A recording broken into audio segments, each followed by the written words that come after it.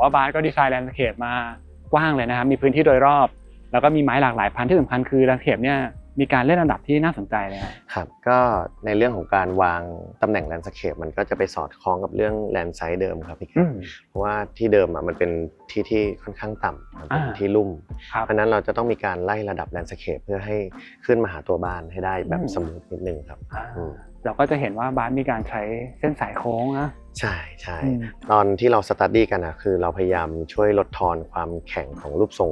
กล่องสี่เหลี่ยมของตัวบ้านลงเพราะว่าถ้าทุกอย่างมันเป็นเส้นกริดหรือเป็นเส้นเหลี่ยมหมดเลยเนี่ยผมว่ามันจะทำให้รู้สึกมันเลี่ยนจนเกินไปเพราะฉะนั้นเส้นโค้งเนี่ยมันก็น่าจะเข้ากับธรรมชาติได้ดีแล้วก็อาจจะมีการหยอดเรื่องของที่นั่งในสวนลงบ้างนะครับแล้วก็อาจจะมีเรื่องของไลติ้งเข้าไปเพิ่มในช่วงตอนเย็นหรือกลางคืนด้วยมันก็จะทำให้รู้สึกว่ามันสมูทมากขึ้นครับผมก็จะเห็นว่ามีทั้งส่วนของ soft scape แล้วก็ hard scape ที่ผสมกันเลยนะครับอย่างตรงนี้ก็จะเป็นทางเดินไปสู่ศาลาเดี๋ยวเราลองเดินไปดูกันนะครับได้ครับ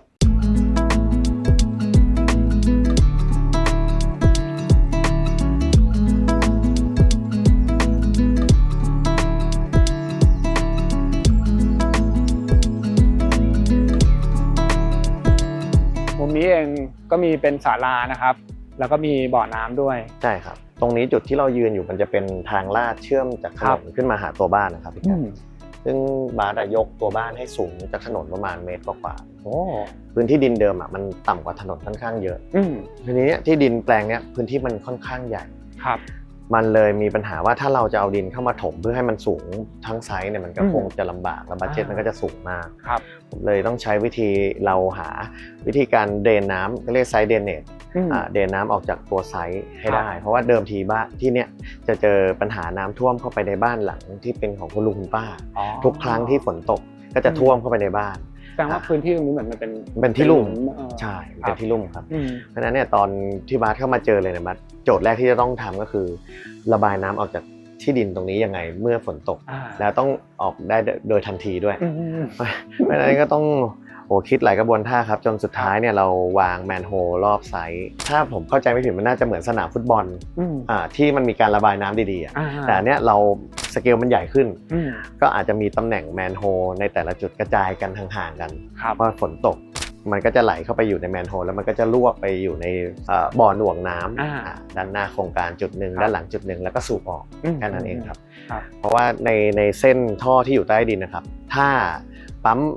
มีปัญหาผมว่าปริมาณที่เราหน่วงไว้ก็ยังเพียงพอให้น้ำมันไม่ล้นบนที่ดินได้ซึ่งหลังจากที่เราแก้ปัญหาวิธีนี้เนี่ยก็ผ่านหน้าฝนไปแล้วเรียบร้อยไม่มีท่วมเรียบร้อยดีนึกว่าเรียบร้อยท่วมเรียบร้อยดีมากครับเป็นจุดหนึ่งที่คุณลุงคุณป้าเขาปากชมว่าอันนี้แหละมีความสุขมากครับแล้วก็ตรงตำแหน่งตัวบ้านนะครับก็มีอีกหนึ่งโจทย์ก็คือเนื่องจากตรงนี้มันมีบ้านคุณลุงคุณป้าที่อยู่เดิมนะครับแล้วก็มีกรอบที่ดินที่ทางลูกค้ากำหนดมาให้ผมก็เลยผลักตัวบ้านให้มาชิดด้านรั้วด้านหน้าให้มากที่สุดเวลาก่อสร้างครับจะได้ไม่กระทบกับโครงการเก่าก็คือบ้านคุณลุงคุณป้าไม่ได้รบกวนซึ่งกันและกันนะครับแล้วก็ยังไม่อยู่ไกลจากตัวบ่อน้ำเดิมเพราะนี่เป็นบ่อน้ำเดิมของบ้านหลังที่รื้อออกไปจริงๆตรงตำแหน่งศาลาเนี่ยคือบ้านหลังเดิมที่รื้อออกไปใช่ก็จะเป็นตำแหน่งตรงนี้เลยเพราะฉะนั้นเนี่ยมันก็จะมีเรื่องของลูกเล่นการไต่ระดับขึ้นมาแล้วก็มีการถ่ายระดับลงไปหาก็จะต้องคำนวณเรื่องระดับดีๆพอสมควรเพราะว่าจริงๆทางบ้านของคุณลุงป้าเนี่ยยังอยู่ระดับเดิมใช่อันนี้พอมันสูงขึ้นมามันก็ต้องพยายามเกลี่ยพยายามเกลี่ยให้มันรู้สึกว่ามันไม่ได้อยู่คนละเลเวลขนาดนั้นเพราะนั้นก็จะใช้เห็นที่เป็นแลนด์สเคปพวกนี้ครับพยายามไล่สเต็ปไล่ระดับไปหานั่นก็เป็นเหตุผลว่าเนี่ยตั้งแต่ที่เราเดินผ่านแลนด์สเคปมาเนี่ยมันจะมีส่วนที่ขึ้นลงมีการเลื่อนระดับเลยครับแต่ว่ามันจะเดินผ่านสเต็ปแบบสมูทไม่ค่อยรู้สึกว่ามันชันก้าวมันสูงมากครับจริงๆแล้วเรื่องของการบริหารจัดการไซต์เดิมนี่ก็สำคัญนะใช่ครับเพราะว่าจริงๆมันเป็นปัญหาที่บางคนถ้าเกิดว่ามองข้ามไปแล้วก็ไปทำบ้านเลยเนี่ยสุดท้ายปัญหามันไม่หายมันไม่หายไปนะยังอยู่ใช่ครับแล้วก็ยังจริงๆในการบริหารจัดการหรือการวางผังเสร็จแล้วเนี่ยผมยังแทรกดีเทลอื่นๆอย่างเช่นการเดินเชื่อมโยงภายในโครงการเพราะถ้าพี่แก๊ปสังเกตเวลาเราเดินเชื่อมไปทางไหนเนี่ยมันก็จะง่ายไปหมดมันไม่ได้ถูก ขีดเส้นแค่แกนใดแกนหนึ่งเพื่อให้เดินไกลเพราะฉะนั้นเดินจากตรงนี้เชื่อมไปด้านหลังเดินจากด้านหลังเชื่อมไปด้านข้างสามารถจะ access เข้าได้จากหลายส่วนแล้วก็ไม่ต้องไปเดินอ้อมใช่ครับการสร้าง circulation ภายในไซต์ใหญ่ๆผมว่าถ้ามันคิดหลายๆรูปแบบไว้เพื่อรองรับการใช้งานมันน่าจะเป็นจุดที่สำคัญพอสมควรครับซึ่งจริงๆสิ่งที่บาสพูดเนี่ยเดี๋ยวเราจะได้ไปเห็นตอนที่เข้าไปภายในบ้านเหมือนกันนะว่าเวลาอยู่ในบ้านอยากจะออกมาข้างนอกบาสก็มีเผื่อทางเข้าออกไว้หลายจุดใช่ครับโอเคเดี๋ยวเราจะเดินขยับนิดนึงนะครับไปดูตัวบ้านกันได้เลยครับให้บาสพาไปดูได้ครับ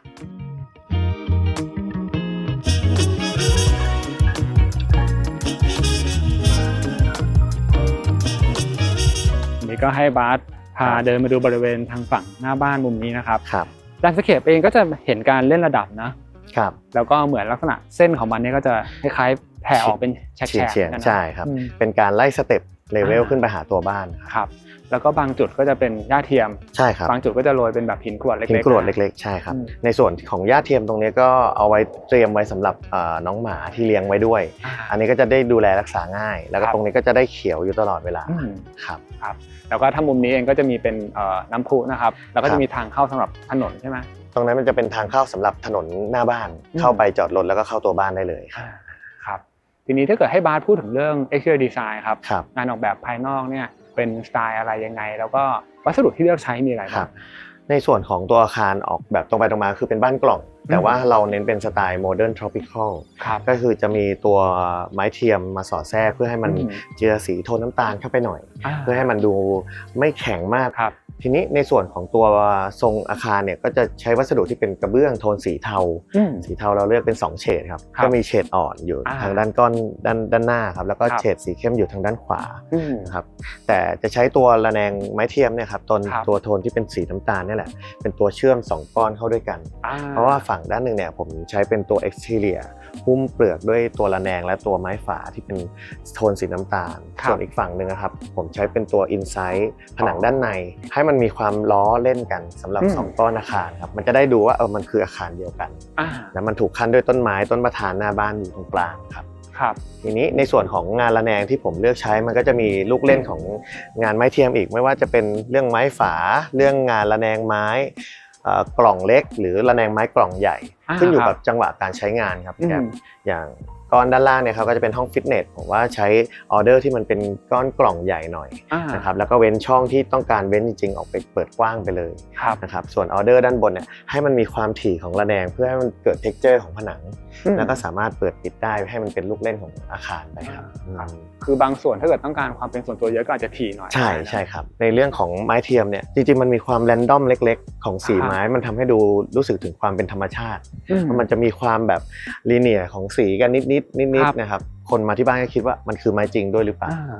ครับคืออย่างที่บาสบอกก็คือสีมันไม่ได้เป็นแบบสีโทนสีเดียวหรือเท็กเจอร์เป๊ะกันหมดนะใช่ครับซึ่งอันนี้ก็จะช่วยทำให้เรารู้สึกถึงความธรรมชาติได้มากใช่ครับอันนี้เวิร์กกันบ้านกับลูกค้าค่อนข้างเยอะในการเลือกสีเรื่องสีนี่สำคัญเลยครับเรื่องของไม้แต่จริงเหตุผลหลักที่ทุกวันนี้คนเลือกใช้ไม้เทียมหรือว่าเป็นอลูมิเนียมลายไม้เนี่ยก็เรื่องของความทนทานเรื่องของการดูแลเรื่องของการเมนเทนแนนซ์คือถ้าเป็นไม้จริงต้องบอกว่าก็ต้องเตรียมบัดเจ็ตไว้สำหรับดูแลต่อจากนั้นอีกพอสมควรเลยครับ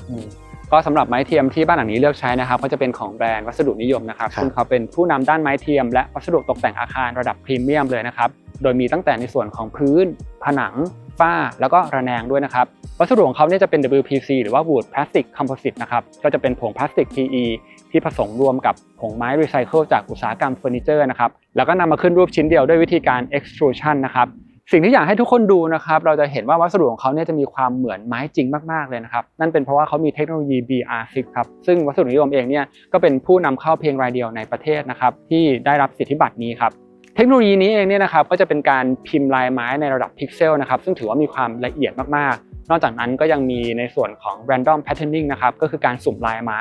ทำให้ตัวลายไม้เนี่ยมันจะมีความกระจายตัวไม่ได้ซ้ำๆกันนะครับแล้วก็ทำให้เรารู้สึกถึงความเป็นธรรมชาติมากยิ่งขึ้นครับเมื่อรวมวิธีการผลิตทั้งหมดแล้วเนี่ยเราจะเห็นว่ามันจะมีความเหมือนจริงมากๆนะครับที่สำคัญคือ texture หรือว่าผิวสัมผัสเนี่ยก็จะเหมือนเสี้ยนไม้จริงครับโดยรวมทั้งหมดเนี่ยก็จะดูแตกต่างจากไม้เทียมแบรนด์อื่นนะครับซึ่งอาจจะดูมีความแข็งกระด้างดูลื่นๆแล้วก็รู้สึกว่าเหมือนเป็นพลาสติกมากๆเลยครับ นอกจากนั้นยังมีคุณสมบัติที่สำคัญคือทนทานต่อสภาพอากาศทั้งจากการซีดจางคราบสกปรกรอยขีดข่วนปลวกและแมลงนะครับเพราะมีการเคลือบผิวพิเศษป้องกัน360องศานะครับเหมาะกับงานเอาท์ดอร์กลางแจ้งมากๆไม่ต้องกังวลเรื่องของการเมนเทนแนนซ์เลยครับบ้านหลังนี้เองจะมีการเลือกใช้ไม้เทียมในหลายส่วนเลยนะครับทั้งวอลแคลดดิ้งหรือว่าผนังปลูกฟาสาดภายนอกนะครับซึ่งมีทั้งแบบลายเรียบปัดเสี้ยนและลายไม้ลึกโดยมีให้เลือกทั้งหมด7โทนสีครับทั้งแนวอบอุ่นลายไม้โทนอ่อนแนวคลาสสิกลายไม้โทนเข้มและแนวโมเดิร์นสีเทาน้ำตาลนะครับอีกรุ่นที่ใช้จะเป็นไม้ผนังลูกคลื่นพรีเมียมที่มีการทำเป็นลูกคลื่นหรือว่าลอนมาให้เลยโดยมีแนวร่องเท่ากันทั้งแผ่นช่วยเพิ่มมิติในงานดีไซน์ให้น่าสนใจแล้วก็มีบางส่วนที่ใช้เป็นระแนงไม้เทียมกรวงนะครับเพื่อช่วยกรองแดดสร้างความเป็นส่วนตัวโดยจะมีน้ำหนักเบาไม่เป็นภาระโครงสร้างนะครับซึ่งจะมีให้เลือกหลากหลายขนาดแล้วก็อีก1 Product ที่มีความสำคัญมากๆแล้วก็อยากจะแนะนำให้ทุกคนใช้เลยก็คือพื้นไม้เทียมบริเวณภายนอกนะครับซึ่งตัวนี้เนี่ยก็จะมีค่าการดูดซึมน้ำต่ำนะครับไม่ต้องกังวลในเรื่องของการบวมหรือว่าเชื้อราเลยครับแล้วก็จะมีให้เลือกมากถึง9โทนสีครับสำหรับไม้เทียมของวัสดุนิยมนะครับก็จะรับประกันยาวนานถึง25 ปีเลยนะครับเขามีผู้เชี่ยวชาญที่คอยให้คำแนะนำคำปรึกษารวมถึงการออกแบบแล้วก็ติดตั้งด้วยเลยนะครับในส่วนการผลิตจะได้รับรองมาตรฐาน FSC LCMP และ EPD ที่คำนึงถึงความยั่งยืนด้านสิ่งแวดล้อมปราศจากสารฟอร์มาลดีไฮด์และรีไซเคิลได้ 100% นะครับพร้อมลดการปล่อยก๊าซเรือนกระจกและหมุนเวียนทรัพยากรกว่า 80% ด้วยครับสำหรับใครที่สนใจไม้เทียมของทางวัสดุนิยมนะครับก็สามารถไปหาซื้อได้ที่ Home Pro บุญถาวรรวมถึงร้านค้าตัวแทนจำหน่ายกว่า100 สาขาทั่วประเทศเลยนะครับแล้วผมยื่นคอนแทคไว้ให้บนหน้าจอรวมถึง description ใต้คลิปด้วยครับ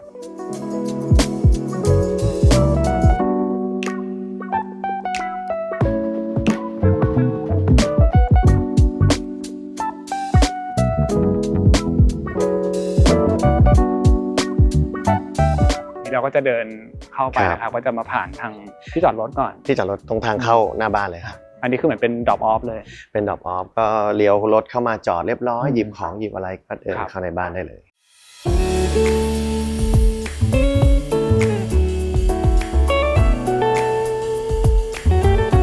นี่ก็เป็นมุมทางเข้าหน้าบ้านครับอันนี้ก็เห็นมีการเปลี่ยนระดับนะครับแล้วนี่บ้านมีดีไซน์เป็นแรมให้ด้วยนะเป็นทางเข็นรถเข้ามาจากที่จอดรถได้ครับ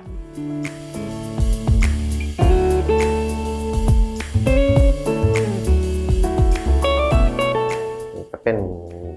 ต่อจากมุมทางเข้าก็เลี้ยวขวามานิดนึงครับจะมีห้องตรงนี้เป็นห้องรับแขกในช่วงแรกครับพอเข้ามาก็จะเป็นซีนที่สามารถมองเห็นด้านหน้าบ้านได้ครับโอ้แต่ว่าเข้ามานี่สเปซก็คือแบบโปร่งเลยนะโปร่งเลยครับอันนี้เป็นดับเบิลรูมสูงทีเดียวเลยนะครับใช่ครับตรงพื้นที่ตรงนี้ที่เน้นความโปร่งแล้วก็สามารถทอดสายตาออกไปทางด้านหน้าบ้านแล้วก็ทะลุไปจนถึงหลังบ้านได้ครับโอเคเดี๋ยวก็จะให้บาสเล่าย้อนไปนิดนึงนะตั้งแต่เมื่อกี้เราเข้าโฟเย่มาก็จะมีเลี้ยวหักนิดนึงนะครับแล้วก็มีบอกว่ามีห้องที่เหมือนเป็นห้องรับแขกเป็นห้องรับแขกใช่ครับแล้วก็จุดนี้จะเป็นห้องที่จริงๆใช้เป็นอเนกประสงค์ได้เลยทางเจ้าของบ้านคุณปรางคุณพ่อคุณแม่ก็ชอบมาใช้ห้องนี้ครับมุมที่เราเห็นเนี่ยก็คือจะเห็น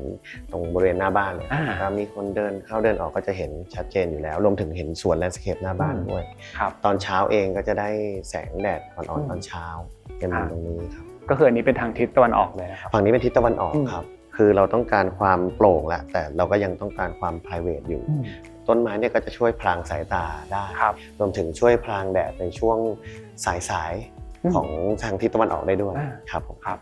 จริงๆเราเห็นตั้งแต่ด้านหน้าแล้วว่าพื้นที่บริเวณส่วนข้างหน้าเนี่ยเหมือนบาสควานมานะครับลักษณะมันก็เลยเหมือนเป็นตัวยูเป็นขอบทีนี้พอขอบนี้เนี่ยมันก็จะให้ประโยชน์กับทั้งห้องรับแขกห้องนั่งเล่นกินข้าวตรงนี้แล้วก็ตรงนี้อีกจุดนึงจะเป็นห้องฟิตเนสก็สามารถเห็นต้นไม้ได้ทั้ง3จุดใช่ครับแล้วก็พื้นที่ตรงนี้เนี่ยก็จะเห็นว่าเราสามารถเปิดประตูบานเลื่อนแล้วก็เชื่อมต่อออกไปยังภายนอกได้ซึ่งก็เป็นส่วนของระเบียงที่เราคุยกันว่ามันพื้นไม้เทียมนะพื้นไม้เทียมจริงๆตัวระดับภายนอกครับเราเซตให้เลเวลภายนอกกับภายในเนี่ยมันเท่ากันในอนาคตถ้ามันมีกิจกรรมที่มันใช้ต่อเนื่องต้องการพื้นที่หรือลานที่มันกว้างๆตัวบานกระจกทั้ง4บานนะครับเราสามารถเลื่อนซ่อนเข้ามาในผนังตรงนี้ได้เลยเพราะนั้นเนี่ยก็จะไม่เห็นบานกระจกเลยแล้วพื้นที่มันก็จะเชื่อมต่อเนื่องไปจนถึงต้นไม้ได้เลยครับจริงๆตรงนี้เราสามารถเดินไปถึงศาลาเลยก็ได้ใช่ครับหรือไปถึงสวนก็ได้ใช่ครับแล้วก็ถ้าเรามองว่าการใช้งานในช่วงบ่ายเนี่ยแดดก็จะไม่ร้อนแล้วฝั่งนี้เป็นฝั่งที่ร่มมากครับเพราะว่าตัวอาคารเนี่ยจะบังแสงจากทิศตะวันตกเอาไว้ทั้งหมดฝั่งนี้ก็จะใช้งานได้ตลอดทั้งช่วงบ่ายครับซึ่งจริงๆแล้วถ้าพี่แก๊ปสังเกตเห็นเมื่อกี้เราเข้าทางหน้าบ้านสิ่งที่พี่แก๊ป บอกเมื่อกี้ครับคือเราสามารถเดินไหลลื่นไปจนถึงศาลาแล้วจริงๆก็ต่อเนื่องลงแรมไปหาถนนได้ด้วยเพราะนั้นสเปซมันจะไหลลื่นต่อเนื่องกันหมดจะออกกำลังกายอยู่ในห้องแล้วออกไปวิ่งในสวนก็ได้วิ่งเสร็จสามารถเข้าทางด้านข้างได้เลยก็ได้เหมือนกันครับก็ถือว่ามัน access เข้าได้หลายทางใช่ครับทีนี้พอมาถึงส่วนตรงนี้เนี่ยก็จะเป็นcommon ที่มี living dining แล้วก็ pantry นะครับใช่ครับส่วนกลางสำหรับครอบครัวเป็นหลักแล้วก็มีเพื่อนๆที่มาเยี่ยมเยียนที่บ้านก็จะใช้พื้นที่ตรงนี้ครับเอกเนกร่วมกันนะครับตัวแพนที่อยู่ฝั่งนี้ก็จะเชื่อมต่อไปถึงโซนเซอร์วิสจะมีโซนแม่บ้านโซนครัวไทยโซนห้อง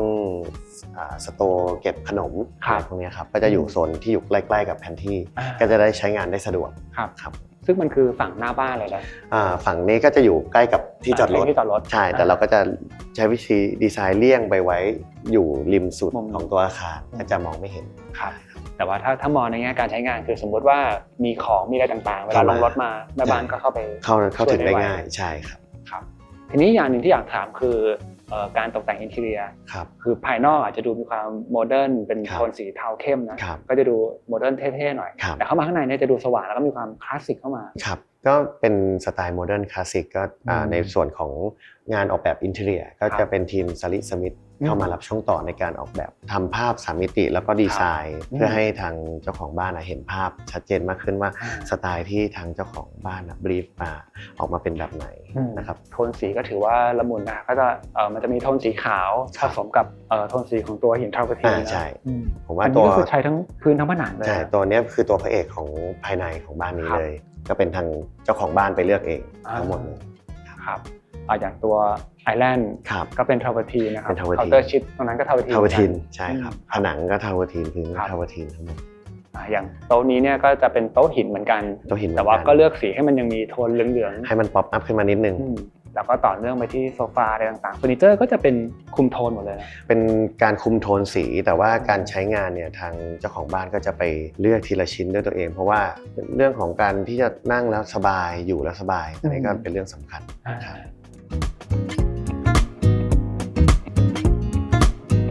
ตอนนี้เราก็เดินต่อมานิดนึงนะครับให้คนที่ดูเนี่ยได้เห็นอีกฝั่งหนึ่งของบ้านนะครับเราพูดถึงเรื่องงานดีไซน์ตรงนี้นิดนึงก่อนแล้วกันครับก็จะเห็นว่าด้านหลังทีวีเนี่ยคือหลายบ้านบางทีอาจจะเลือกเป็นพวกหินบุ๊กแมทหรืออะไรอย่างนี้นะอันนี้ก็คือจะเลือกเป็นวอลเปเปอร์เลยใช่ไหมเป็นวอลเปเปอร์ทางอินทีเรียกับทางเจ้าของบ้านเขาเลือกเป็นวอลเปเปอร์ครับแต่ว่าก็จะมีการทำดีเทลให้มันมีแบบส่วนยืดที่เป็นโค้งขอบโค้งมนนะครับก็มีเสา2ด้านข้าง2ด้านเนี่ยครับที่เป็นส่วนโค้งออกมารับตัวผนังตรงนี้ครับแล้วก็ไอ้เรื่องความโค้งเนี่ยมันก็จะตามไปในหลายๆส่วนเช่นว่าอย่างเราดูมุมนั้นนะผนังก็จะโค้งมาหรืออย่างตรงนี้ก็ตามฝ้าใช่ครับก็เป็นดีเทลเพิ่มเติมที่จริงๆมันก็เหมือนเป็นลูกผสมกันแล้วกันเป็นลูกผสมมันจะช่วยลดทอนความแข็งของงานเหมือนภายนอกเลยครับจริงๆใช้เทคนิคคล้ายๆกันอย่างที่ผมใช้กับแลนด์สเคปครับพลิกกลับมาทางฝั่งด้านนี้เนี่ยมีฟังก์ชันห้องอะไรบ้างอาบาทฝั่งนี้ก็จะมีหลักๆเป็นห้องฟิตเนสครับแล้วก็จะมีห้องเก็บของตรงนี้ในส่วนของห้องฟิตเนสนะครับก็จะเป็นจุดที่จริงๆวางตำแหน่งได้มองเห็นได้รอบโครงการเลยครับพี่แก๊ปมุมที่เราหันหน้าออกไปเนี่ยก็จะเห็นด้านหน้าถนนด้านขวาเนี่ยมองกลับมาเห็นขอบต้นไม้ส่วนด้านซ้ายมองไปก็เห็นฝั่งสวนได้กว้างเลยครับแล้วก็ตรงฝั่งสวนเองก็จะมีบ่อน้ำเดิมที่อยู่ในโครงการบ้านอยู่แล้วตรงนั้นจะเป็นน้ำพุครับก็จะได้ยินเสียงคลออยู่ตลอดตอนที่เราออกกำลังกายจริงๆมันก็จะได้ฟีลลิ่งเหมือนออกกำลังกายในสวนซึ่งเราออกกำลังกายอยู่ในห้องอะไรอย่างเงี้ยครับคือถ้าเกิดว่าในบางช่วงที่อากาศดีเราอาจจะเปิดได้เลยประตูได้เลยนะใช่เพราะว่ามันเป็นช่องระบายอากาศ2ทิศทางลมก็จะโฟลว์ผ่านอยู่แล้วยิ่งเป็นช่วงบ่ายฝั่งนี้ไม่โดนแดดเลยสบายเลยครับครับแล้วก็ถ้ามาอีกฝั่งหนึ่งครับด้านนี้ก็มีอีก1ห้องมีอีก1ห้องนอนครับเป็นห้องนอนแขกเอาไว้รับรองคนที่จะมาเยี่ยมเยียนที่บ้านครับแล้วก็อีกจุดหนึ่งที่พี่คิดว่าน่าสนใจคือเวลาบาสทำลักษณะเหมือนเป็นทางเดินที่ยื่นออกไปเพื่อที่จะแยกไปสู่ห้องเนี่ยในส่วนปลายสุดของทางเดินมันจะทำเป็นเหมือนช่องแสงหรือเป็นทางออกตรงนี้ก็จะเป็นจุดที่สามารถเชื่อมออกไปด้านนอกได้เปิดระบายอากาศได้เปิดมองวิวได้รับแสงได้มันก็จะได้รู้สึกว่าโปร่งแต่ก็ยังสามารถเดินเชื่อมออกไปข้างนอกได้ด้วยก็คือนอกจากตรงนี้เองฝั่งนี้ก็เหมือนกันนะออกได้เหมือนกันครับอันนี้ก็เป็นสวนด้านหลังบ้านก็จะมีสวนครัวสวนที่ทางคุณแม่เขาปลูกเป็นพืชผักสวนครัวไว้รวมถึงส่วนที่มีเลี้ยงน้องหมาไว้ด้านหลังก็จะเป็นโซนที่เขาอยู่ก็จะสามารถเดินช็อตคัทออกไปเจอน้องหมาได้เลยครับผม แล้วก็นอกจากด้านหน้าที่เรามี ครับ คอร์ดแล้วอันนี้เป็ คน รับ ต้นมั่งมีนะครับ ครับ ด้านหลังก็มีคอร์ดเหมือนกัน ครับ อันนี้คือเป็นเสวตแดงใช่ไหม ครับกับต้นนางกวักที่อยู่ด้านหลังครับ ครับ ตัวอาคารจะเห็นว่าลักษณะการยื่นอาคารนะครับผมก็จะยื่นก้อนอาคารทั้งซ้ายขวาออกไปแล้วรวมถึงจะมีฟาสาดที่มันยื่นตัวอาคารออกไปด้วย เพราะว่าด้านหลังฝั่งนี้จะเป็นฝั่งทิศตะวันตกจะรับแสงแดดค่อนข้างเยอะ ครับ ก็เลยเอาทั้งตัวอาคารและตัวแลนด์สเคปเนี่ยยื่นออกไปเพื่อสร้างเชดดิ้งให้กับพื้นที่ด้านล่างที่เป็นลิฟวิ่งตรงนี้ครับมันต่อให้ช่วงบ่ายแล้วก็สามารถเปิดรับแสงได้ครับก็จะยังร่มอยู่จริงๆตัวอาคารก็คือเหมือนเป็นตัว H ใช่ไหมใช่แล้วมันก็จะมีช่องว่างอยู่ซึ่งช่องว่างนั้นก็คือเหมือนเป็นคอร์ดที่เราใส่ต้นไม้ใช่ครับครับโอเคครับงั้นเดี๋ยวจะให้บาสพาไปดู1ห้องนอนซึ่งเป็นห้องนอนแขกนะครับใช่ครับได้ครับ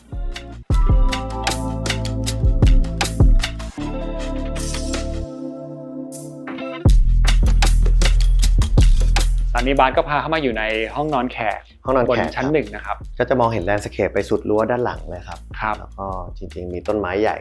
อยู่ตรงขอบตรงนี้ต้นจามจุรีนะครับใช่ครับแล้วก็มีต้นโอลีฟใช่ครับ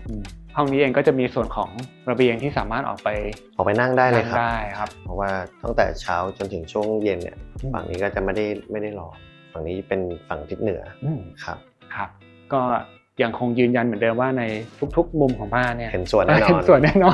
อนครับเพราะว่าคือเรามีพื้นที่เยอะนะเราก็ให้สวนโดยรอบใช่ครับอย่างที่เมื่อกี้เปิดประตูออกไปที่ให้พี่แก๊ปดูครับแค่เดินออกประตูนี้ไปก็เห็นสวนละเสม็ดแดงที่เราเพิ่งเดินผ่านมานะครับก็ถือว่าเป็นอีกจุดหนึ่งที่เวลาสมมติตื่นนอนมาจะเดินออกไปปุ๊บมันมีความเฟรชเปิดไปก็จะเห็นธรรมชาติเลยเห็นต้นไม้เลยครับแล้วก็ในห้องนี้ก็จะมีส่วนของห้องน้ำอะไรให้ในตัวหมดเลยใช่ครับแม้กระทั่งหน้าห้องน้ำเองก็จะมีช่องแสงเปิดรับแสงได้มันนอกจากเรื่องของความสว่างแล้วมันยังมีเรื่องของความคลีนแสงที่เรารับเข้ามาในห้องน้ำก็จะช่วยทำความสะอาดให้มันรู้สึกว่าเป็นการฆ่าเชื้อโรคได้ด้วยครับโอเคฮะงั้นเดี๋ยวจากตรงนี้เราขึ้นไปดูชั้น2กันต่อครับได้ครับ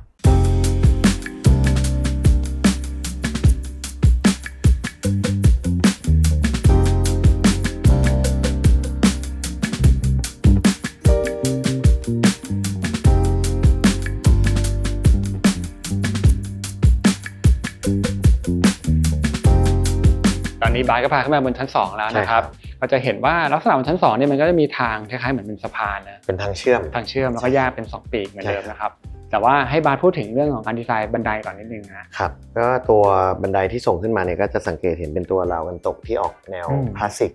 ในทางเจ้าของบ้านเป็นคนค่อยๆเลือกที่จะออกแบบเลือกพวกนี้เองนี่คือดีไซน์แพทเทิร์นเองเลยนะใช่ครับทุกวันนี้ก็อาจจะมีในส่วนของพวกเหล็กดัดพวกนี้ที่เราสามารถจะออกแบบดีไซน์ได้เลยแล้วก็รับแบบคัสตอมได้เลยนะครับแล้วก็ในส่วนของตัวพวกพื้นเนี่ยมันก็จะเป็นไม้ใช่ไหมใช่ครับบันไดนี้จะเป็นพื้นไม้สักทองนะครับแต่ว่า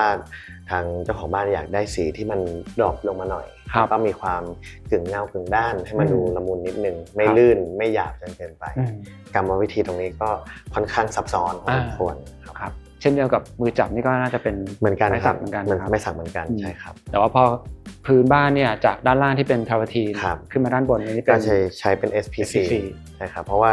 อยากให้แมททีเรียลเนี่ยไหลเข้าไปในห้องด้วยแล้วก็กลางคืนเนี่ยเผื่อตื่นขึ้นมาเข้าห้องน้ำหรืออะไรเงี้ยไม่ได้รู้สึกเย็นจนเกินไปครับแล้วก็ให้พูดถึง Space นิดนึงครับตรงนี้เนี่ยมันก็จะเห็นเป็นการเชื่อมโยงกับ Double Room ไปถึงด้านล่างนะจริงๆจุดนี้เป็นจุดที่ทั้ง2ฟังก์ชันของทั้ง2ฝั่งเนี่ยเวลาออกมาครับก็จะเห็นจุดเนี้ยลิงก์ไปถึงด้านล่างลิงก์ไปถึงด้านหลังแล้วก็ด้านหน้าบ้านทั้งหมดเลยเพราะฉะนั้นเนี่ยออกมาปุ๊บก็จะทรีตด้วยธรรมชาติเหมือนเดิมก็จะเห็นว่าต้นไม้ก็จะเห็นได้ชัดมากอันนี้ก็จะอยู่ใกล้เลยขอบหลังบ้านส่วนด้านหน้าก็จะเป็นเหมือนโฟกัสของตัวอาคารอีกทีครับมันก็จะมีความเชื่อมโยงกันค่อนข้างเยอะครับคือตำแหน่งนี้เราก็จะรู้สึกได้ถึงความแบบโดนสวนต้นไม้ขนาดข้าง2ฝั่งโอบไว้อยู่นะฮะแล้วก็ตรงปลายสายตาไปก็จะเห็นอีก1จุดครับตรงนี้เป็นทางเจ้าของบ้านเลือกเป็นต้นสนจูนิเปอร์มาลงไว้เป็นเหมือนจุดหมายตาก่อนที่จะเบี่ยงไปทางขวาหรือทางซ้ายตามฟังก์ชันที่จะใช้ครับแล้วก็จะมีแสงธรรมชาติที่ด้านบนเป็นหลังคาโปร่งก็คือทะลุลงมาได้เลยก็แสงก็จะลงได้โดยตรงอยู่แล้วครับตำแหน่งต้นไม้ไม่ว่าจะเป็นต้นสนเองหรือต้นไม้ด้านเสม็ดแดงเองต้นนางกวักเองหรือต้นด้านหน้าเนี่ยครับถ้าพี่แก๊ปสังเกตก็คือจะช่วยพรางสายตาจากอาคารด้านนอกไม่ให้เขามองเข้ามาเห็นสร้างความ private สร้างเป็นเหมือนคอร์ดอย่างที่พี่แก๊ปบอกครับ ครับ เพียงแต่ว่าเราไม่ได้ให้มันบังไปจนถึงท้องฟ้าหรือส่วนที่มันสามารถเปิดโล่งได้ครับส่วนเนี้ยมันก็จะกลายเป็นสกายไลน์ที่เห็นเป็นขอบของต้นไม้แทนครับก็ให้อยู่ในระดับความสูงของตึกเพื่อนบ้านใช่ใช่ครับครับโอเคฮะบนชั้น2นี้มีฟังก์ชันห้องอะไรบ้างครับบาสจริงๆแบ่งออกเป็น2ปีกครับพี่ครับด้านหน้านี่ก็จะเป็นห้องมาสเตอร์ของห้องนอนของเจ้าของบ้านใช่ครับแล้วก็ฝั่งด้านหลังนี่ก็จะมีอีก1ห้องนอนมาสเตอร์เป็นของคุณพ่อคุณแม่แล้วก็มีฟังก์ชันทางด้านหน้าครับที่อยู่เหนือห้องฟิตเนสนะครับด้านบนก็จะเป็นห้องดูหนังเป็นกึ่ง Family Room เอาไว้ดูหนังด้วยกันครับโอเคครับเดี๋ยวเราไปดูมาสเตอร์เบดรูมกันก่อนฮะได้เลยครับ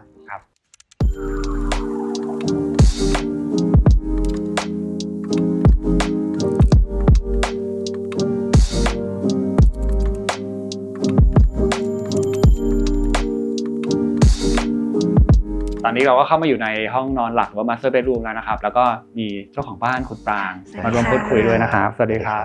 เดี๋ยวเริ่มต้นจะให้คุณปรางแล้วก็บาสเนี่ยเล่าถึงแปลนห้องก่อนเพราะว่าจริงๆมันก็เหมือนกินพื้นที่ปีกฝั่งนี้เต็มๆเลยนะใช่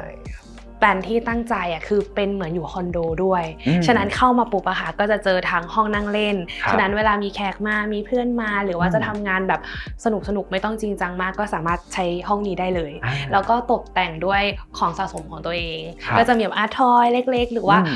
รูปภาพที่แบบดูน่ารักแล้วไม่เข้ากับส่วนอื่นในบ้าน ก็จะมาอยู่ในห้องนอนของตัวเองค่ะแล้วก็อาจจะมีทั้งห้องแต่งตัวห้องน้ำแล้วก็ที่สำคัญคือห้องนอนค่ะแต่ว่าไฮไลท์อีกจุดหนึ่งก็คือจะเป็นขอต้นไม้ต้นนี้ค่ะคือจริงๆคุยกับคุณบาสเนาะตอนออกแบบบ้านก็คือชอบห้องที่เห็นต้นไม้ชอบแบบนั่งโซฟาแล้วมองเห็นค่ะก็เลยเป็นต้นโอลิฟขนาดย่อมนิดนึงมาอยู่ในห้องนอนของตัวเองแล้วก็คือรู้สึกว่าดูแลง่ายสุดเพราะมีต้นเดียวแต่ว่าเป็นต้นที่ไฮไลท์เข้ามาก็จะเห็นแล้วก็มีความโค้งมนซึ่งความโค้งมนเนี่ยค่ะจะมีทั้ง3ด้านเลยก็คือทั้งห้องนั่งเล่นตรงนี้โซนห้องนอนซึ่งก็จะมีโซฟาสามารถนั่งบนโซฟาแล้วก็เป็นเบดแล้วก็เห็นวิวเลยค่ะแล้วก็ส่วนห้องน้ำเองค่ะฉะนั้นเวลาเปิดไฟต้นไม้ตอนกลางคืนเนี่ยไฟก็จะเข้ากับทุกห้องได้เหมือนกันก็จะสะดวกด้วยค่ะแล้วส่วนในด้านในค่ะก็คืออันนี้จะเป็นเหมือนที่ฉากกั้นอีกฉากหนึ่งก็คือมีเลี้ยงน้องหมาด้วยฉะนั้นน้องหมาก็จะอยู่ห้องนี้ได้มองกระจกเห็นด้วยว่ามีใครอยู่ตรงไหนหรือเปล่าแล้วก็มีเป็นโซนห้องนอนแล้วก็เป็นโต๊ะทำงานค่ะสามารถทำงานในห้องนอนได้ก็ดูไม่จริงจังมากเกินไปครับก็ถือว่ามีการแบ่งพื้นที่ชัดเจนนะชัดเจนครับแล้วก็ในเรื่องของมุมมองที่เชื่อมโยงไปสู่สวนหรือต้นไม้เนี่ยก็ยังคงชอบเพราะว่ามันเห็นในหลายๆจุดจริงๆใช่ค่ะจริงๆอย่างห้องนอนเนี่ยค่ะเป็นกระจก3ด้านเลยฉะนั้นน่ะถ้าเกิดตอนกลางวันไม่เคยต้องเปิดไฟเลยแล้วก็แสงกำลังดีบวกกับเราสามารถมองเห็นหมดเลยว่าใครในบ้านเนี่ยอยู่ตรงไหนมีรถเข้ามาหรือเปล่าแล้วก็สามารถมองเห็นวิวน้ำของหน้าบ้านได้แล้วก็ดูบริเวณข้างบ้านดูน้องหมาด้านนอกดูทุกอย่างได้หมดเลยค่ะก็เป็นมุมนึงที่ชอบมากจริงๆถ้าสังเกตอาจจะมีดีเทลที่คุณปางเลือกใช้อย่างเช่นแมทเทอเรียลบางอย่าง อันนี้ก็จะเป็นหินอันหนึ่งที่ได้ใช้จากโต๊ะต่อเนื่องจากโต๊ะกินข้าวใช่ข้างล่างก็เลือกมาหยอดลงให้มันดูป๊อปอัพขึ้นมานิดนึงซึ่งในส่วนของการตกแต่งภายในคุณปางเองก็จะมีอินพุตชัดเจนกับอินทีเรียเลยใช่ไหมครับเช่นอยากได้ลักษณะของคิ้วบัวต่างๆหนึ่งอย่างที่ชอบค่ะคือชอบคิ้วบัวแล้วก็ถ้าสังเกตค่ะบ้านหลังเนี้ยทุกห้องคิ้วบัวคนละลายหมดเลยค่ะเพราะว่าเราคือค่อนข้างชอบคิ้วบัวรู้สึกดูอบอุ่นแล้วก็แต่ห้องเนี้ยเป็นห้องที่คิ้วบัวไม่เยอะจนเกินไปเพราะว่าเขาจะมีตัดกับไม้ค่ะซึ่งเป็นห้องเดียวเลยค่ะที่ตัดกับไม้ก็เลยทำให้ดูมีความละมุนดูมีสีที่ถ้าเกิดพยายามแต่งให้ห้องดูสีไม่ฉูดฉาดมากให้แบบแข่งกับอาร์ทอยฉะนั้นห้องเนี้ยก็เลยจะเป็นห้องที่สีจะเป็นขาวไม้ครีมเบจแล้วก็จะมีชมพูเล็กๆค่ะใช่อย่างตัวพื้น SCC ข้างนอกก็จะสีเข้มกว่ามีความเหลืองน้ำตาลมากกว่าใช่ครับครับอย่างหลอดลูกฟูกพวกนี้ครับถ้าสังเกตเห็นก็จะไม่ใช่หลอดลูกฟูกแบบเหลี่ยมก็จะเป็นแบบโค้งมนจะมีความละมุนของแมทเทอเรียลอยู่ซึ่งด้านในก็คือเป็นตู้เหมือนกันค่ะก็คือซ่อนของทุกอย่างก็จะเก็บในตู้ได้ครับโอเคครับเดี๋ยวจากตรงนี้จะให้คุณปางแล้วก็บาสพาไปดูอีกฝั่งหนึ่งของบ้านนะครับเราไปดูห้องดูหนังกันได้ครับโอเคครับ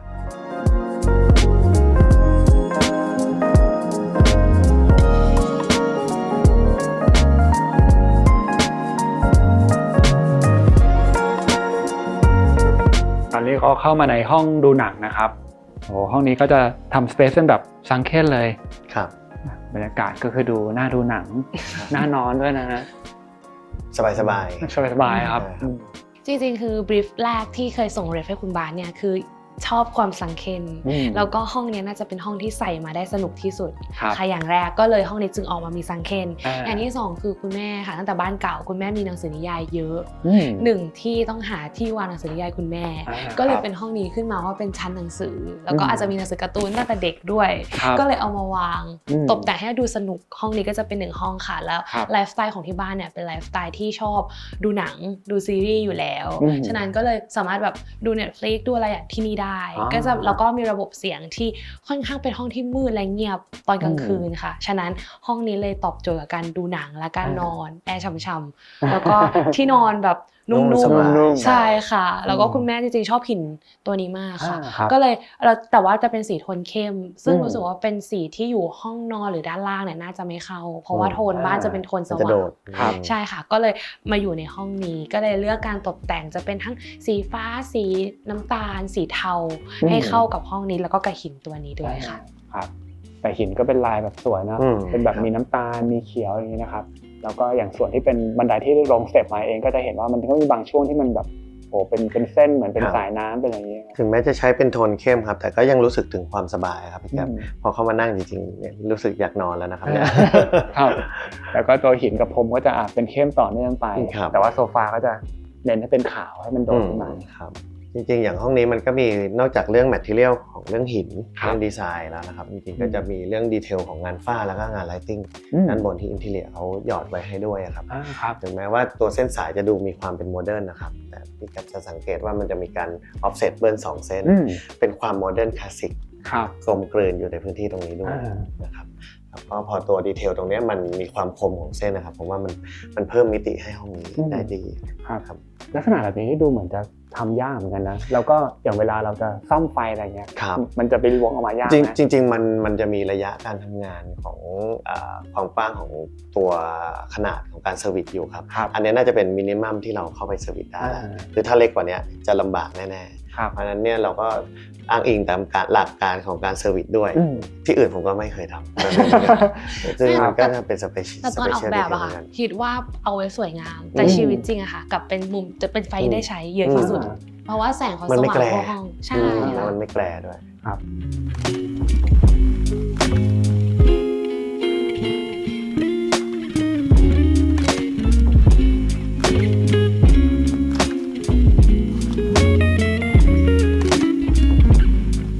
ตอนนี้เราเดินไปดูอีก1ห้องนะครับเป็นห้องนอนของคุณพ่อคุณแม่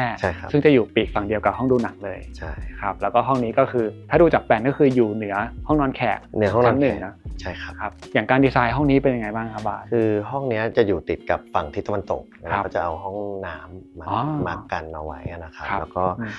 ด้านข้างเองก็จะเปิดไปให้เห็นวิวสวนที่ค่อนข้างกว้างคุณพ่อเองครับจะชอบฟังเสียงนก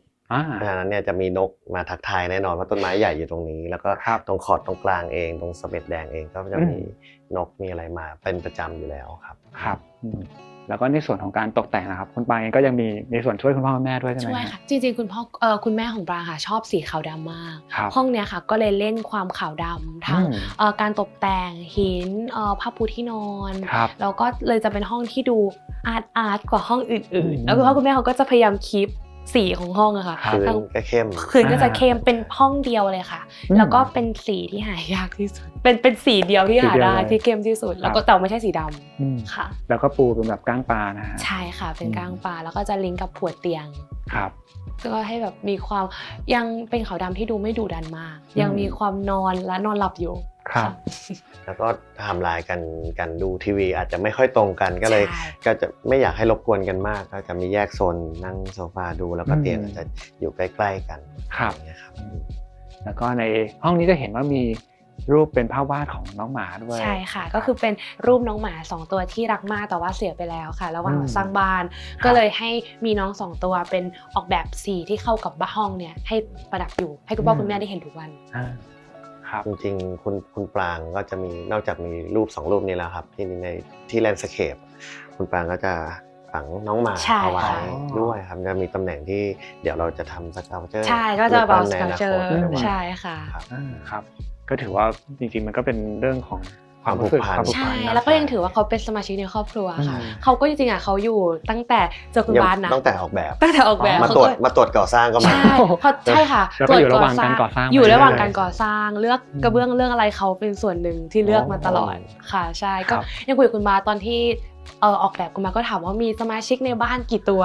มีแค่กี่ตัวกี่คนอะไรอย่างเงี้ยเราตอนนั้นเรามี2ตัวก็คือเป็น2ตัวนี้เราก็เลยยังให้เขาอยู่ในทุกจุดของบ้านอย่างในห้องนั่งเล่นนะคะห้องรับแขกก็จะมีรูปเขาอยู่เหมือนกันครับหลายๆจุดก็จะเล่าเรื่องผ่านภาพวาดคุณปาก็จะชอบเล่าเรื่องผ่านงานอาร์ตอยู่แล้วครับ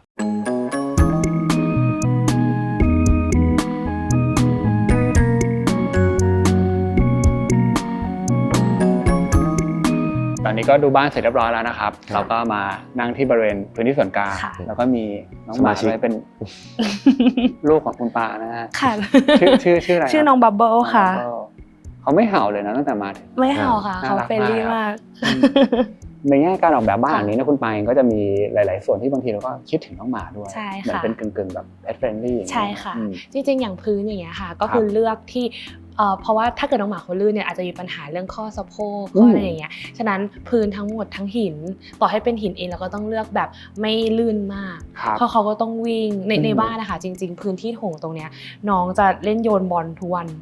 ก็จะเป็นที่ที่เซฟเข่าเขาได้แต่เขาก็ยังได้ออกกำลังกายได้อยู่แล้วก็แม้กระทั่ง SPC ก็จะเลือกที่เป็น pet friendly ด้วยค่ะใช่แล้วก็ถ้าเกิดบริเวณรอบบ้านเนี่ยก็จะมีหญ้าเทียมอันเนี้ยก็เป็นหญ้าเทียมที่ pet friendly เหมือนกันเวลาน้องวิ่งน้องอะไรก็จะสามารถเป็นแอคทิวิตี้1อันของน้องได้ค่ะก็คือพวกนี้มันจะมีเหมือนเป็นเกรดหรือเป็นลักษณะที่แบบเป็นพิเศษเพิ่มเข้าไปใช่ค่ะแล้วน้องก็สามารถขับถ่ายอะไรบนหญ้าเทียมได้เหมือนกันค่ะครับอย่างตอนเรื่องของพื้นเนี่ยทีแรกผมเองก็สงสัยเหมือนกันว่าการที่เราเลือกพื้นเป็นทราเวอร์ทีนเนี่ยมาทั้งเรื่องอุณหภูมิเรื่องของผิวสัมผัสความรู้สึกเวลาเดินหรือการทำความสะอาดเวลารักษาครับมันยากไหมครับถามว่ายากไหมยากกว่ากระเบื้องแน่นอนแต่ว่าข้อดีก็คือ1พื้นเย็นเนี่ยแหละค่ะและ2ทำให้บ้านมูดเนี่ย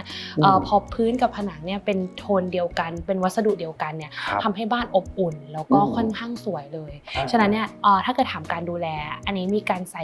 เป็นการทาฟิลเลอร์ของหินที่ช่วยปกปิดคือจริงๆต้องบอกกันว่าทาวเวอร์ทีเนี่ยเขาเป็นหินที่มีรูพุนฉะนั้นเนี่ยถ้าเกิดเราไม่โปรเทคตั้งแต่เริ่มอะค่ะเวลาทำความสะอาดเนี่ยน้ำหรืออะไรก็จะเข้าไปในรูได้แล้วก็จะมีความสกปรกแล้วก็จะกร่อนในอนาคตได้แล้วก็เหมือนบำรุงรักษาแล้วก็อาจจะมีการเพิ่มเติมในทุกๆปีมากขึ้นอันนี้เหมือนมันเป็นการทำเคลือบไว้ใช่ค่ะเคลือบไว้แล้วก็อาจจะถ้าเกิดน้ำหกก็อาจจะต้องเช็ดทันทีเดี๋ยวจะเป็นคราบแต่ก็ข้อดีอันนึงพอเป็นหินปุ๊บอะค่ะเราเปิดแอร์ปุ๊บพื้นก็เย็นก็ทำให้บ้านเนี่ยเย็นขึ้นด้วยค่ะ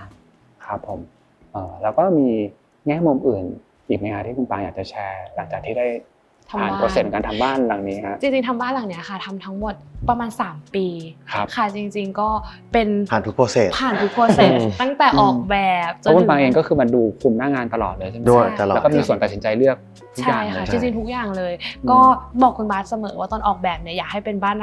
หลังแรกที่ทำเองแล้วก็อยากเป็นบ้านหลังสุดท้ายนะฉะนั้นคือเป็นบ้านที่ใส่ทุกอย่างของทุกคนในครอบครัวอยากให้ความชอบของทั้งพ่อทั้งแม่ทั้งลูกเนี่ยใส่เข้ามาในบ้านหลังนี้แล้วก็เหมือนทำให้แอคทิวิตี้ของความชอบของทั้ง3คนอยู่ได้แล้วก็ยังมีน้องๆอยู่ได้จริงๆก็คือเป็นพื้นที่ที่อยู่ร่วมกันได้แล้วก็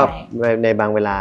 private ซึ่งกันและกันได้มันก็เลยลงตัวแบบนี้ใช่ค่ะถ้าให้เลือกย้อนกลับไปนะสิ่งที่ปังจะเพิ่มอีกก็คือห้องเก็บของคือจริงๆบ้านหลังเนี้ยคุณบาสออกแบบห้องเก็บของไว้ให้แล้วเนี่ย2 ห้องใหญ่1 ห้อง food storage ใช่ค่ะแต่ว่าถามว่าชีวิตจริงใช้ได้อยู่ไหมจะบอกว่าข้างหลังที่เห็นเป็นอาร์ทอยอะค่ะมาทีหลังตอนออกแบบฉะนั้นตอนนี้ห้องเก็บของเกือบ1 ห้องเก็บกล่องอาร์ทอยซึ่งจริงๆถ้าเกิดว่ารุ่นใหม่ใครจะทำบ้านแล้วสะสมอาร์ทอยอย่าลืมมีห้องเก็บกล่องอันนี้สำคัญมากๆค่ะคือแบบ must have เลยนะมันต้องมีเลยนะคือมันต้องมีค่ะแล้วก็แบบจริงๆที่เราออกแบบไว้ตอนต้นเนี่ย1 ห้องก็คือเก็บกระเป๋าเดินทางซึ่งใช่ค่ะเต็ม1 ห้องกระเป๋าเดินทางอีกห้องนึงเราวางแผนว่าจะวางเป็น storage ที่ใส่ของเติมทิชชู่หรืออะไรที่ต้องมีสต็อกไว้เสมอใช่ค่ะซึ่งก็ ทุกวันนี้ก็ยังรู้สึกว่ามีที่เพียงพอแต่ถ้าเกิดว่ามีเพิ่มอีกจะดีมากเผื่อจะแบบว่าเก็บของอะไรเพิ่มเติมใช่ค่ะหรือแบบถ้าทำอีกอันนึงอันนี้สำคัญพลาดที่ไม่ได้ทำละกันก็คือห้องน้ำใน master bedroom ทั้ง2ห้องอะค่ะคือเราไม่ได้ติดแอร์ซึ่งเราอะคิดมาตลอดว่าโอเคเราเห็นในตามโรงแรมมีแอร์แล้วก็รู้สึกว่าบ้านเราแค่อาบน้ำเองแป๊บเดียวไม่ต้องมีแอร์ก็ได้แต่จริงๆอะค่ะสำคัญมากเพราะว่าเวลาใช้ชีวิตจริงๆอาบน้ำมาออกมาจากห้องน้ำปุ๊บอุณหภูมิร่างกายเราเปลี่ยนแปลงกระทันหันนะช่วงนี้ด้วยอุณหภูมิมันสูงขึ้นเรื่อยๆทุกปีแล้วนะครับก็เหงื่อออกทันทีไม่เคยไดผมเสร็จเลยค่ะเราก็ไม่เคยทาสกินแคร์หรืออะไรเสร็จในห้องน้ำมันต้องแบบขนมาอยู่ในห้องนอนซึ่งแบบว่าฉะนั้นติดแอร์ตั้งแต่ทำคุ้มที่สุดแล้วแนะนำบางคนอื่นๆที่จะทำบ้านต่างกันเนี่ยก็แนะนำว่าควรจะติดแอร์ซึ่งตอนทำคุณบาสเป็นตัวเลือกเหมือนกันว่าติดไหมแต่เรารู้สึกว่าเฮ้ยห้องน้ำไม่ต้องติดก็ได้อันเนี้ยถ้าย้อนเวลากลับไปได้จะติดห้องน้ำทุกห้องค่ะอันนี้คือรู้สึกว่าสำคัญจริงๆครับเพราะจริงๆเคยไปดูบ้านบาสมาหลังก่อนหน้านี้ก็มีติดแอร์เหมือนกันซึ่งจริงๆอย่างส่วนตัวพี่เอก็ยังรู้สึกว่าไม่จำเป็นก็ได้แต่ก็ต้องกลับมาถามด้วยนะว่าเราใช้เวลาในห้องน้ำกับอะไรบ้างถ้าอย่างที่คุณปางบอกว่าเป่าผมหรือใช้เครื่องสำอางต่างๆเนี่ยจริงๆมันทุกคนจะมีไปเลยใช่ค่ะอันนี้เป็นสิ่งหนึ่งที่ให้ย้อนกลับไปจะทำอีกจุดหนึ่งที่อยากให้คุณปางพูดถึงก็คือส่วนของน้ำพุด้านหน้าใช่ค่ะจริงๆที่บ้านมีน้ำพุด้านหน้า1จุดค่ะหนึ่งอาจจะฮวงจุ้ยด้วยความสวยด้วยแล้วก็มันทำให้บ้านมันดูมีชีวิตชีวาขึ้นแล้วก็คุณพ่อเราทำงานก็จะเห็นได้มากขึ้นแต่สิ่งหนึ่งที่พอทำจริงแล้วเข้ามาอยู่เนี่ยหนึ่งคือเรื่องขนาดค่ะขนาดในเรนเดอร์ในแปลนกับเวลาทำจริงไม่เหมือนกันอันเนี้ยมันเลยค่อนข้างใหญ่พอสมควรแล้วพอความใหญ่เนี่ยมาพร้อมกับงบประมาณหมดเลยทั้งตอนสร้างทั้งตอน maintenance ใช่แม้กระทั่งค่าน้ำในการเติมน้ำเข้าไปในแต่ละสัปดาห์ก็คือไม่ธรรมดาอันนี้ก็เป็นหนึ่งจุดที่ถ้าเกิดใครคิดจะทำน้ำพุอาจจะส่วนนี้ไปด้วยค่ะเพื่อสำคัญมากแล้วก็เรื่องระบบน้ำอันนี้ก็เป็นระบบน้ำเดียวกับระบบสระว่ายน้ำเพราะว่าเขาจะต้องกรองทั้งหมดแล้วก็มีการไหลเวียนค่ะเราก็เลยตอนนี้ก็เลยใช้บ่อเนี้ยเป็นบ่อสระว่ายน้ำของน้องหมาเพราะว่าคนน่าจะลงไม่ได้ค่ะประมาณเข่าใช่ฉะนั้นน้องหมาน่าจะว่ายได้ก็เลยจะเป็นเปลี่ยนเป็นสระว่ายน้ำน้องหมาด้วยแล้วก็ความสวยงามด้วยค่ะแต่ก็การแมนเทนแนนซ์ดูแลแล้วก็ถ้าเกิดสมมติว่าเกิดอุบัติเหตุอะไรขึ้นมาเนี่ยการรักษาค่อนข้างยากถือว่าเป็นสิ่งที่ต้องดูแลมากที่สุดในบ้านหลังนี้เลยดีกว่าใช่ค่ะ